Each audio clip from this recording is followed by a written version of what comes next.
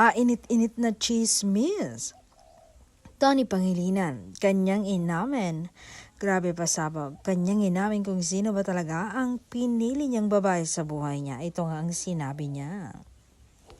To the person I'm loving right now, si Belle, you don't have to worry, and mga Don Bell fans, because no one else gets the same kind of love and attention that I give it to you. Sa dami ng tao sa mundo, ikaw lang, si Belle lang ang pinili kong alagaan, mahalin at intindihin. My heart feels safest with her, and that says a lot.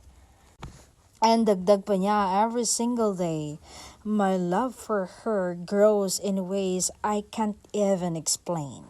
Siya yung dahilan kung bakit ako ngumingiti kahit wala namang dahilan, kung bakit mas maganang bawat araw. She is my peace, my calm, my home, and this noisy world. At kahit hindi ko ito lagi sinasabi, you've already taken the biggest part of me. It's yours completely.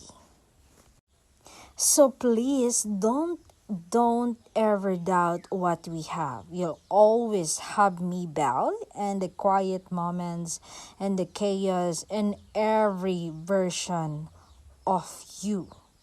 I love you in all seasons and always, always.